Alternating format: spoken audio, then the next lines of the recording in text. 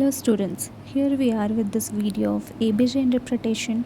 In this video we will be discussing about what is ABG and its easy and simplest methods of calculation. First of all ABG क्या है? तो ABG का full form arterial blood gas होता है, जो कि एक ऐसा टेस्ट है जिसमें हम ब्लड में से ब्लड के ऑक्सीजन लेवल और कार्बन डाइऑक्साइड लेवल को मेज़र कर सकते हैं। साथ ही साथ हम ब्लड के pH लेवल को भी मेज़र कर सकते हैं।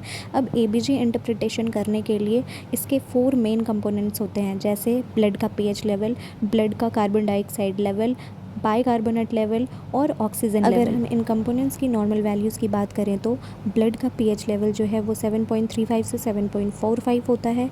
कार्बन डाइऑक्साइड लेवल का जो नॉर्मल वैल्यू है वो 35 से 45 mmHg होता है। बाइकार्बोनेट लेवल का नॉर्मल वैल्यू 22 to 26 MEQ पर लीटर होता है और ऑक्सीजन लेवल 80 to 100 mmHg होता है। pH is the measurement of acidity और alkalinity of the blood, which means कि pH जो है हमारे ब्लड के एसिडिक या एल्कलाइन नेचर को दर्शाता है। PaCO2 मतलब कि कार्बन डाइऑक्साइड, जो कि हमारे लंग्स के द्वारा कंट्रोल किया जाता है ऑब्वियसली, क्योंकि हम लंग्स के द्वारा जो है कार्बन डाइऑक्साइड को ब्रीद आउट करते हैं।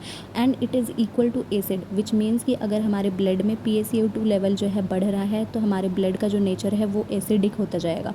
नेक्स्ट हमारा जो है बाइकार्बोनेट लेवल, जो कि हमारे किडनीज़ के द्वारा कंट्रोल किया जाता है और उसका नेचर जो है बेस होता है, विच मीन्स कि अगर हमारे ब्लड में बाइकार्बोनेट लेवल जो है बढ़ रहा है तो हमारा जो ब्लड है वो बेसिक होता जाएगा।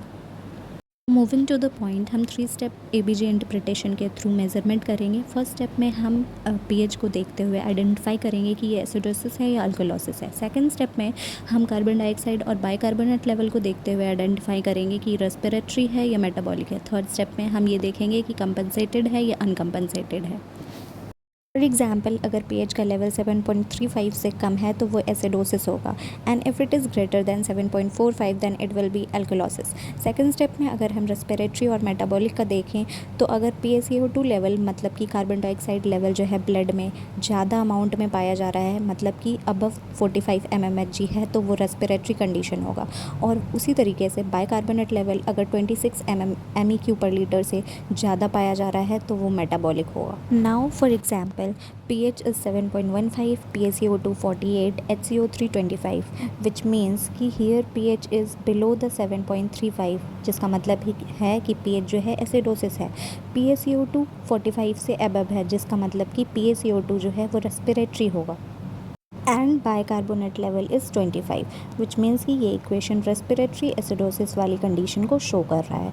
नाउ लुकिंग एट स्टेप 3, जिसमें कि हमें आइडेंटिफाई करना है कि कंपनसेटेड है या अनकम्पनसेटेड है।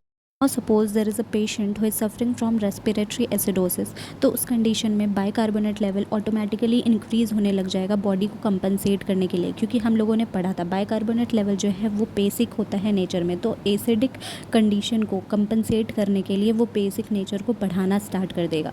अब अगर इसी तरीके से हम देखें, अगर रेस्पिरेटरी अल्कोलोसिस वाला कंडीशन है तो उस कंडीशन में जो है बाइकार्बोनेट लेवल जो है डिक्रीज़ होना स्टार्ट हो जाएगा।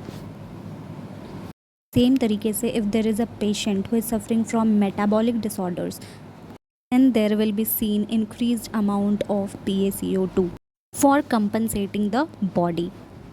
Thank you so much for watching this video. If you understood, please like, share and subscribe.